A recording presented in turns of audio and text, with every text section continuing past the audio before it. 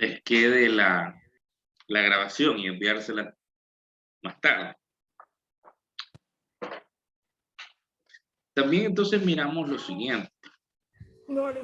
¿A qué nos lleva la consejería bíblica? Nos lleva a obediencia. Un creyente que haya sido salvo por el Señor Jesucristo y esté viviendo bajo señorío, sigue siguiendo las ordenanzas del Señor. Siga las ordenanzas del Señor. También crea madurez. Un creyente maduro que muestre evidencia del fruto del Espíritu Santo en su vida, especialmente amor, paciencia, bondad y mansedumbre. También el consejero tiene que tener conocimiento de esta palabra, un creyente que conoce bien las escrituras, que sabe cómo aplicarlas a su propia vida y que aconsejará a otros de acuerdo con la Biblia. Si un consejero no conoce la escritura, acabará aconsejando según su sabiduría y su propia experiencia. También el consejero tiene que ser alguien que esté en sumisión. Alguien que esté en sumisión. Un creyente que sea enseñable, que sea sumiso y leal al liderazgo de la iglesia y al cuerpo de Cristo. Un consejero no puede ser alguien rebelde o ajeno, que no esté dispuesto a rendir cuenta de lo que hace. También alguien que tenga responsabilidad, tiene que ser un creyente que haya mostrado consistencia y responsabilidad en otros ministerios de la iglesia. No puede ser alguien que inicia un ministerio y a los 3 meses se le baja. No puede ser apto para el ministerio de consejería. Tiene que ser alguien que tenga dominio propio, que muestre el fruto del Espíritu. Alguien que tenga discreción. Un creyente que sea capaz de guardar confidencialidad según los principios bíblicos. No nos va una persona que no guarde o que no tenga el criterio de confiabilidad, entonces no va a poder guardar un secreto. Que las personas, ahora, ojo, no es un secreto de confesión, el que nos van, aquel secreto que se le da a un sacerdote. No es así como la escritura nos manda, pero nosotros tenemos que guardar la ética y a las personas, de las personas. Tenemos que guardar su reputación. Entonces tiene que ser alguien que realmente guarde, que sea discreto, que tenga sabiduría, un creyente que sea capaz de escuchar. La consejería no es más de hablar, es más de escuchar, por lo menos un 70% más de escuchar qué es lo que está pasando y después ser rápido y concreto con lo que es la palabra del Señor. Amar y enseñar, que guarde un equilibrio entre la exhortación, la enseñanza y la misericordia. Algunas ocasiones nosotros escuchamos la palabra exhortación y nos parece que nos están diciendo, hey, ese es un machetazo. No, exhortación significa animar. También que sea alguien que esté guiado por el Espíritu Santo, un creyente que demuestre de tener el don de la consejería, que nosotros hermanos respeten y busquen para recibir ese consejo y amistad. Un consejero que sea escogido por el Espíritu Santo. Ahí vamos, el Espíritu va mostrando cómo esta persona se va desarrollando, el que nos va a mover de alguna forma para saber quién es el al que le podemos pedir consejo. También que tenga un buen testimonio. Un creyente que cumple con su rol en el hogar, cuya propia casa está en orden, y en su iglesia y comunidad tiene un buen testimonio. No solamente en la iglesia, ¿verdad? No en la comunidad. Hay personas que tienen el don hay hermanos que son luz en su comunidad. Toda la comunidad, incluso, ojo, pueden ser que no sean cristianos, pero que vayan a pedir oración por ellos, por algún problema que está pasando. Entonces van a buscar a la casa de este creyente.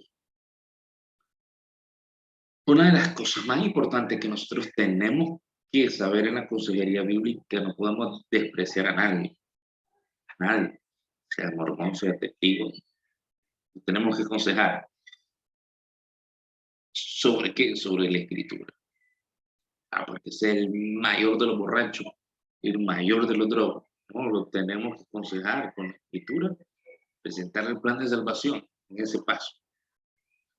También que sea un hombre de oración, un creyente que confía en Dios y en la obra del Espíritu Santo en sí mismo y en otro, que ora por quienes aconseja y espera la respuesta de Dios, tener paciencia, amor, un creyente que no intima o que manipula o controla a otros, que muestre evidencia de no necesitar estar aconsejado para beneficio personal, sino ser movido por amor sincero hacia el aconsejado. Pero voy a aconsejar a alguien porque me va a dar dinero, porque tiene esto y bueno, lo voy a aprovechar para aconsejar, ¿no? Tiene que ser neutral,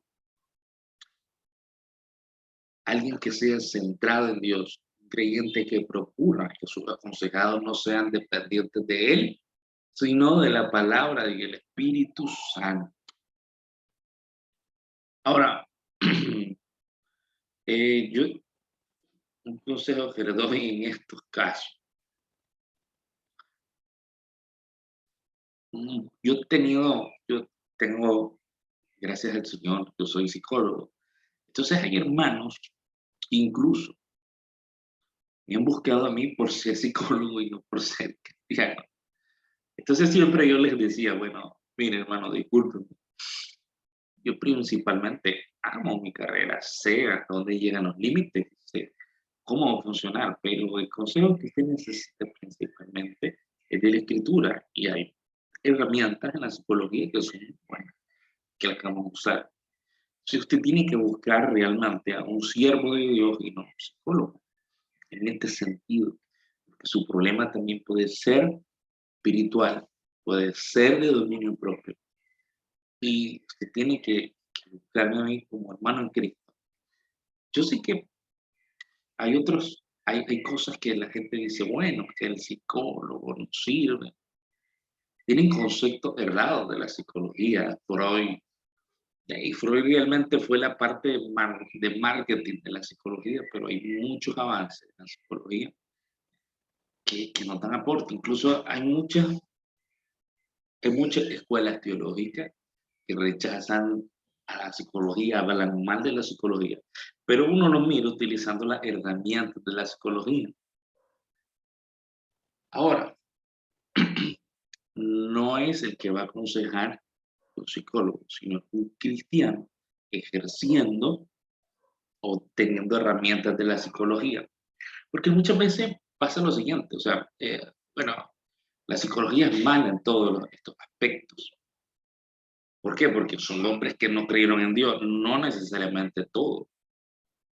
Los principales creían en Dios, es cierto que Dios, es muy discutible, pero ¿qué pasa con un ingeniero o con los albañiles?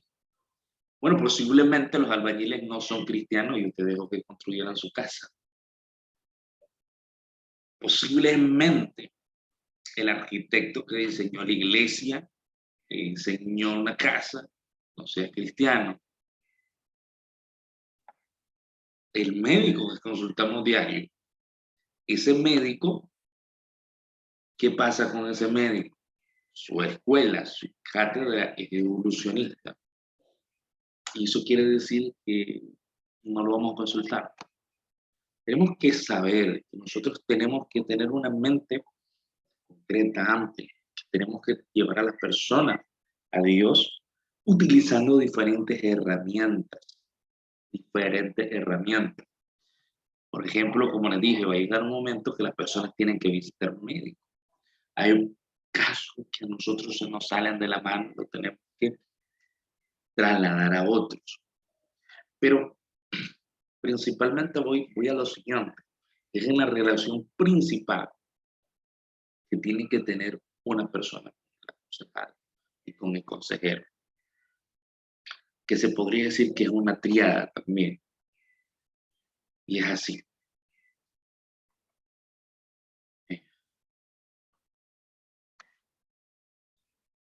El A es la relación entre el consejero y el aconsejado. El consejero tiene que ser uno, el aconsejado pueden ser varios a la misma vez, pero esa relación siempre va a estar así, uno y otro, uno y otro. Por eso está a uno y a dos. A la misma vez, la relación del Espíritu de Dios con el consejero tiene que ser prioridad. O sea, el consejero y el Espíritu Santo. Pero también tiene que ser el aconsejado y el Espíritu Santo. Dios orando con él. Entonces, esa triada, esa relación siempre está en una consejería bíblica. Siempre, siempre, siempre.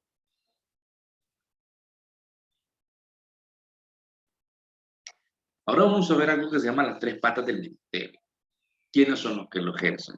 Bueno, los pastores, sí. Ellos desempeñan un papel esencial y cada aconsejado tiene o pasa al rol de miembro de una iglesia. Cada aconsejado es ser un miembro de la iglesia, pero también puede ser que no sea miembro de la iglesia. Como les digo, puede ser cualquier persona que nosotros podemos aconsejar. También se basa en los ancianos. Aquí, ancianos, ancianos, recuerden, en la escritura se denomina a los líderes de la iglesia, no por edad, porque hay ancianos que están en nuestra iglesia, pero no tienen sabiduría, son necios, tienen criterios propios y por lo general son empáticos, no son empáticos. Entonces, la escritura no me manda. El término anciano es un término de líderes, no de edad. Que son hombres que tienen reputación como ancianos con trayectoria en el ministerio y servicio del Señor lo pueden desarrollar. También varios profesionales, los cuales tienen cierto conocimiento, pero se instituyen en la palabra de Dios. Las personas que sirven en cualquiera de los tres niveles deben desarrollar tanto el carácter como las cualidades de servicio que reflejan la gracia y la verdad del propio Cristo. Dios también ha repartido liberalmente sus dones por toda la iglesia para realizar las diversas tareas ministeriales que son esenciales para cualquier funcionamiento de la iglesia. Ahora, usted no se va a sentir mal porque posiblemente usted no tenga ese don de la consejería, pero tiene el don de servicio, tiene el don de limpieza. Los dos sirven al Señor. Dios traerá a nosotros a las personas a las que desea que ayudemos y debemos aprender a depender de Él para que toque a otros de forma sobrenatural, de tal manera que las personas exclamen: hoy Dios se ha manifestado en la sesión de consejería de forma milagrosa. Miren, hay consejos, hay cosas que nosotros, y con esto quiero que sepan, me he tocado a mí tanto profesionalmente a llevar a las personas a través de mi profesión a Cristo. Yo nunca, por ejemplo, llega una persona a buscarme como profesional de la psicología. Entonces yo nunca, la prioridad que yo le digo, sí te puedo llevar tu caso, pero también vamos a hacer trabajo basado en la palabra de Dios. Y gracias al Señor, personas que han llegado a Cristo a través de mi trabajo, que no me buscaron por ser cristiano, sino por profesional. Pero yo no puedo separar eso. Yo no puedo separar eso. Y hay cosas que estas personas me han dicho, yo sé que Dios me ha mandado este mensaje porque realmente yo no se lo comuniqué a usted, no sé qué pasó, pero dio en el plan. Incluso hay hermanos que en la parte de consejería, uno no sabe cómo, pero llega en el blanco, llega en el pecado. Hay una palabra que el Espíritu mueve, que nosotros digamos de una forma que no sabemos, pero que toca y va a la llaga, va al punto, va a la diana donde está el pecado, donde está la necesidad también de la persona. Y esto pasa en el ministerio de consejería.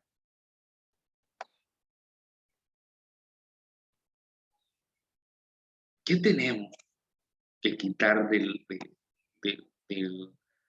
del Ministerio de Consejería un vocabulario científico. El término ciencia tiene al menos dos significados diferentes. Puede ser un método o una religión. Como todo prescribe una forma de hacer observaciones cuidadosas de fenómenos observables, eso es la ciencia. Este método no es infalible. Por otro lado, la ciencia puede desviarse hacia el cientificismo, el cual asumo que solo llegamos a conocer verdaderamente las cosas que se pueden ver. Ese es el problema, ¿no? Por ejemplo, yo he conocido de casos muy grandes y que los médicos han dicho, no, hasta ahí llega, pero la fortaleza que Dios le ha dado a esa persona y la sanidad son cosas que van más allá y científicamente se pueden comprobar, sí se pueden comprobar, pero explicar cómo no hay explicación. Nosotros tenemos que estar relacionados con eso. Desde allí encontramos varios términos relacionados también como modelo médico, psiquiatría biológica, materialismo, monismo, ontologismo, fiscalismo, reduccionismo, anormalidad, entre otros. Y si nosotros le ponemos a poner estas palabras, son difíciles, ¿no? Para una persona que no tiene este expertise, que no sabe mucho de esto, entonces tenemos que tener un vocabulario tranquilo, pasivo. El modelo médico también nos ha beneficiado a todos. Ahí asume que hay una patología psicológica detrás de nuestras señales y síntomas nocivos de nuestro pecado y busca corregir esa patología subyacente. Sin embargo, el modelo se complica cuando se extiende a la psiquiatría y psicología. Una cosa es asumir que la piel de tonalidad, por ejemplo, amarilla, y la esclerótica tiene una causa biológica. Y otra cosa es deducir todo por la depresión y ansiedad y adicción a una causa biológica. Yo creo que hoy en día estoy hablando de los doctores y todos se lo están atribuyendo a depresión. Por ejemplo, yo creo que miramos un caso hace como 15 días que quería hacer incluso un video de un muchacho que se metió a matar a, creo que mató 20 niños. Entonces miré incluso a profesionales de la psicología hablando cosas absurdas. Por ejemplo, que la depresión, hay que cuidarnos de la depresión. Eh, no te de- con depresión no significa que se va a volver un homicida, un terrorista. Esta persona era un homicida, era un terrorista, no era una persona depresiva, porque incluso en los manuales de psicología no hay nada que indique, no hay un caso comprobable que una persona con depresión vaya a matar a otra. Lo más probable es que la persona se pueda terminar suicidando. Entonces hay conceptos que nosotros tenemos que saber y quitar porque el mundo nos está metiendo conceptos totalmente errados y ese vocabulario nosotros lo tenemos que quitar. Incluso hay personas, hay médicos que no encuentran un diagnóstico correcto y lo más que le dicen es depresión, es psicológico. Pero la verdad es que no, la verdad es que no. El modelo médico siempre busca distinguir entre lo normal y lo anormal. Eso es todo. Cuando alguien se encuentra dentro del rango de lo normal, se afirma que es una persona saludable que no tiene ningún problema biológico significativo. Y con muchas enfermedades, esta es una distinción útil que se basa en datos irrefutables, pero a menudo esos datos se encuentran en una proyección en donde la línea que distingue lo anormal de lo normal siempre está en movimiento. Por ejemplo, la persona con presión alta. Usted va de un médico y le dice, bueno, tomamos la presión, ven acá, la presión está bien, pero a los 10 minutos, creo que las personas que tienen presión alta o baja van a entender esto, pero a los 10 minutos esa presión está distinta, ya eso es anormal como está la presión. Entonces, de eso se trata. Siempre hay una línea que entre lo anormal y lo normal cambia bastante. Entonces nosotros tenemos que saber científicamente hasta dónde llega este límite y hasta dónde no. Casi siempre el diagnóstico psiquiátrico se encuentra en una progresión. Como estos trastornos no tienen señales físicas constantes, se identifican con síntomas comportamentales y subjetivos y no con señales bioquímicas o física, cuando perdemos muchas veces de un reporte de psiquiatría. Porque y algunas veces lo anormal para una persona termina siendo normal para otra. Y dentro de los trastornos también pasa esto. Hay hasta aquí, entonces ustedes me van a decir, hermano, pero ¿hasta qué punto nosotros podemos buscar a un psiquiatra, un psicólogo? Bueno, el punto también es cuando hay eh, problemas psiquiátricos, alucinación, depresión, que necesitan algo totalmente orgánico, sin ser separado de la palabra de Dios, nunca. Por ejemplo, personas con problemas, con depresión postparto, es algo que pasa. Hay términos que nosotros no entendemos, que es término biológico, entonces hay sustancias en nuestro cerebro que nos ayudan a levantar a una persona. Sí, pero también está la palabra del Señor y conjunto. Y yo le aseguro que la palabra del Señor va a hacer muchas cosas, más que lo que puede ofrecer una pastilla. Porque la pastilla solo calma un síntoma, pero no realmente lo que la persona necesita cambiar. Por ejemplo, yo he platicado con personas que tienen alucinaciones y esas personas pueden controlar la alucinación, no se dejan guiar. Entonces, es que una persona tenga alucinaciones no significa que sea un asesino. Siempre está la voluntad de la persona en medio de eso, ¿no? Eh, una vez, les voy a contar, me buscó un hermano y me dijo, mire, necesito una ayuda, hermano. Mi hermano anda fuera, anda caminando como loco. ¿Qué puedo hacer? Necesito que te lo mire. Entonces, realmente mi consejo fue lo siguiente, mira, yo te lo puedo ver, pero necesitamos estabilizarlo. Te voy a dar el número, vamos a llevarlo de un psiquiatra que yo conozco, que me le dé estos medicamentos para estabilizarlo. Y después el trabajo, vamos a trabajar después de eso. Hay límites que nosotros tenemos que saber. No todo, a pesar que las personas sufran alucinación, no, las pastillas no van a hacer un cambio en esa persona. Le van a ayudar a reducir un síntoma, pero si la persona no sabe controlar ese síntoma, no le va a ayudar a restaurar su relación con el Señor.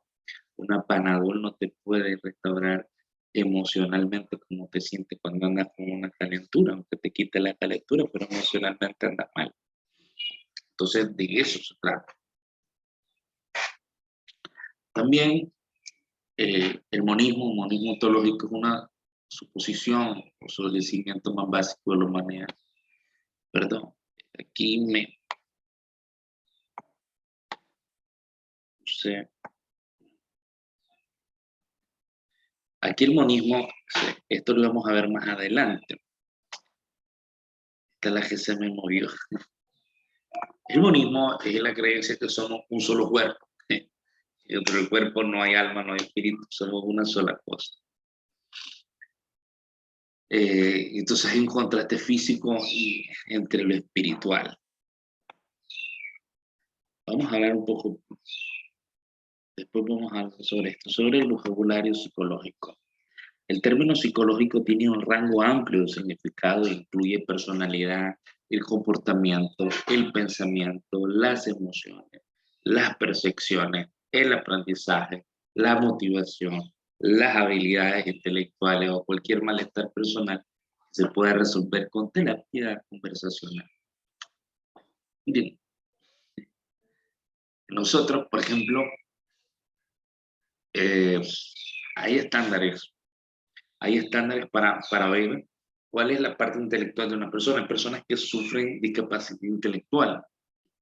Entonces podríamos decir, bueno, esa persona al final no vamos a tener nada porque tiene una discapacidad intelectual. Pero el Evangelio le da salvación a una persona con discapacidad intelectual. Entonces, el término que nosotros tenemos en estas habilidades intelectuales En la parte psicológica es necesaria para ver el funcionamiento que estas personas puedan tener, pero en el área espiritual no. Esta persona con discapacidad intelectual reconoció el Evangelio y necesita consejería bíblica. Lo psicológico siempre como categoría ontológica distinta no existe. Por supuesto, hay emociones, habilidades cognitivas y motivación, pero la categoría se puede eliminar y sus miembros se pueden ubicar en categorías físicas y espirituales más básicas. Por ejemplo, las habilidades intelectuales dependen de un funcionamiento cerebral adecuado. Un daño cerebral disminuirá las habilidades intelectuales, pero nuestro intelecto se anida en el funcionamiento cerebral, pero hasta ahí. Pero ya después las motivaciones no. Hay personas que no tienen intelecto, pero están motivadas. Entonces tenemos que saber, en la consejería bíblica es muy pesado por esto, pero tenemos que saber cómo funciona. Eh, La frase problema psicológico identifica problemas en nuestro pensamiento, por ejemplo, la esquizofrenia, o nuestras emociones, como la depresión. Cuando escuchamos esa expresión, asimismo que los problemas no tienen causas físicas claras y que también están relacionados con dificultades de la vida, tales como el famoso estrés, la capacidad de lidiar con la falta de trabajo, etcétera. Y van a llegar personas con esos tipos de problemas. Entonces, ¿cómo vamos a hacer? ¿Qué tenemos que hacer? Tenemos que muchas veces trasladarla a profesionales. Otros problemas también, los problemas físicos son causados por el cuerpo. Los problemas psicológicos llevan la marca del mundo que nos rodea y de nuestra respuesta a ello. Que lo voy a escribir de una forma básica, ¿no? Yo voy en una bicicleta, entonces se cae, o sea porque un hoyo lo atropella un carro. Bueno, pongámosle que chocó, se fue un hoyo. Entonces usted viene y antes que se cayera, usted miró que había personas que lo estaban viendo. Entonces usted se cae y se cholla toda la parte de acá.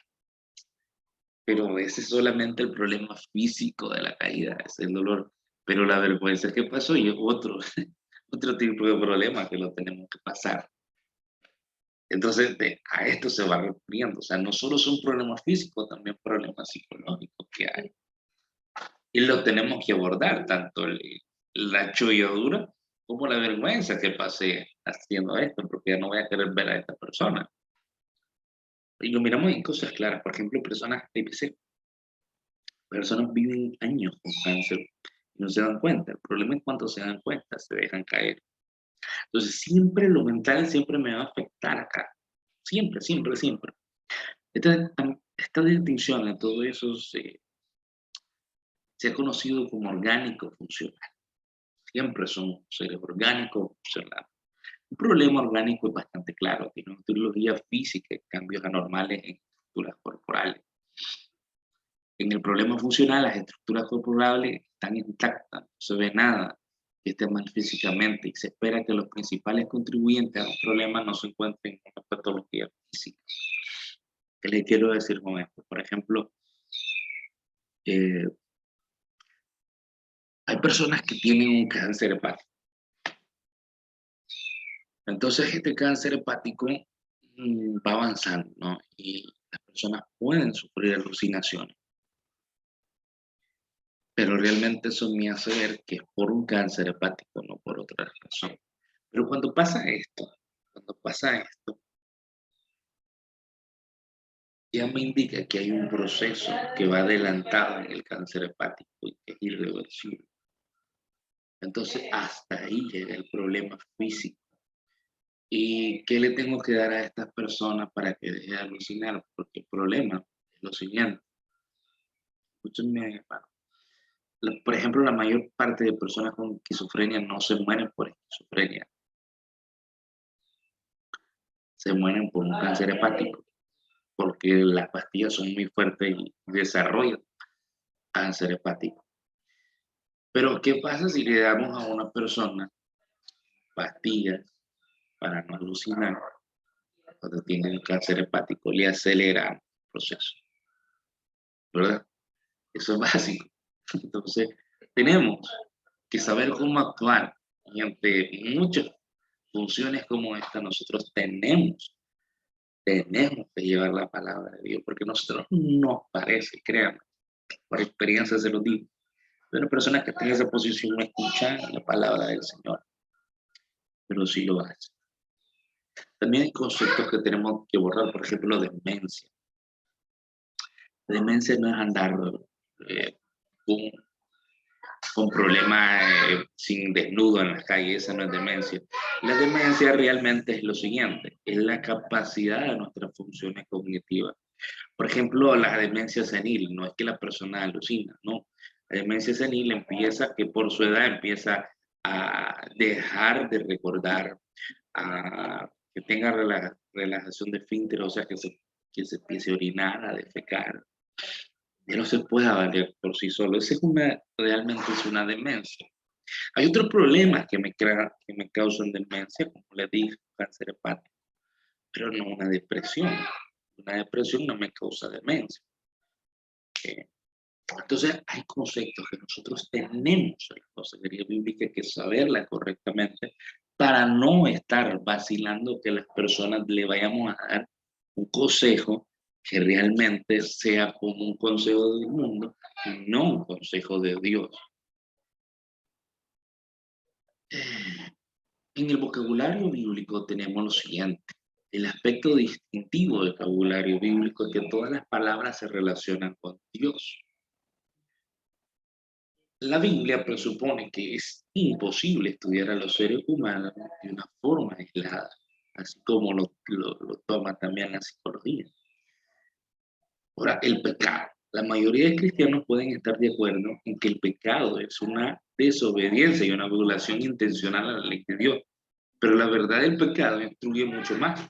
Es una cubierta engañosa y una inclinación permanente del corazón. Entonces, permanentemente vamos a buscar el pecado. Ahora, el proceso del corazón pecaminoso inicia con un corazón malo. Y si seguimos con eso, vamos a ponernos incrédulos, ¿no? Y después también la persona está apartada del resto y endurecido su corazón. Y es progresivamente hacia abajo, no hacia arriba. Pero la Escritura nos llama a exhortarnos unos a otros cada día, por lo mismo, porque eh, por eso es muy importante lo siguiente, por eso es muy importante ir a la iglesia. Ahora vamos conociendo más a fondo la palabra del Señor, porque entre más apartado, más problema. Por ejemplo, a mí me gusta siempre tener la, las cosas más populares, ¿no? En día, como la depresión. Por ejemplo, una persona, y esto es básico en el mundo, que se aleja de otra, hay un problema. Por ejemplo, los hermanos que tienen proyectos de compasión. Ustedes sabrán que un niño que se aleja y no se mete con el resto de las personas, con el resto de los niños, entonces hay un problema en ese niño, ¿verdad? ¿Y cómo lo manifiesta? Alejándose de él. Entonces, cuando un hermano se aleja de la iglesia, es que ahí nos está demostrando que está pasando lo mismo espiritualmente. El hermano va teniendo un problema porque se está alejando, se va yendo a la escritura, se va yendo a la iglesia. Y casualmente Dios quiere que nos relacionemos uno con otro, para esto mismo, para exaltarnos, para que nuestro corazón no se endurezca totalmente. La palabra del Señor es totalmente sabia, hermano, en esto. El pecado entra siempre en el vocabulario bíblico, entra en la discusión con las ciencias del cerebro, cuando los cristianos hacen una distinción entre este y la enfermedad. Las enfermedades son cosas que nos suceden, pero el pecado es algo que hacemos y por lo cual somos moralmente responsables ante Dios. Sin embargo, el pecado puede sentirse como una enfermedad y ahí es donde tenemos un punto de contacto con el pensamiento secular. Se puede sentir como algo que nos supera y nos controla. Por ejemplo, con el alcoholismo. Ay, sí, es que algo que me supera. Esta persona tiene un problema de alcoholismo. No, realmente tiene un pecado. Pero que ese pecado lo lleva más a fondo a entrañarse en el alcoholismo, en el alcohol. pero no es distinto. No es que el alcohol tiene el problema, ¿no? El que tiene el problema es la persona. Se puede sentir siempre esto como que algo que nos supera, entonces este es el problema, como la ansiedad. Dios nos llama a controlar la ansiedad, pero vamos a saber cómo más adelante. El pecado puede ser silencioso y no intencional, pero de todas formas está en contra de Dios y se debe tratar con arrepentimiento más que con medicamentos. ¿Se fijan? Espiritual, el término espiritual se refiere a una relación continua con el Señor. Los problemas espirituales incluyen aquellos que se solucionan con arrepentimiento y fe. Por ejemplo, la ira. Pero no todos los problemas espirituales necesitan arrepentimiento. El temor, por ejemplo, no se soluciona típicamente con arrepentimiento, sino con un mayor conocimiento de la palabra de Dios y con fe en Él. Entonces, hemos terminado, hermanos, la presentación de hoy. Espero que Dios los bendiga y cualquier consulta, hermano, ahorita me la pueden dar, si tienen.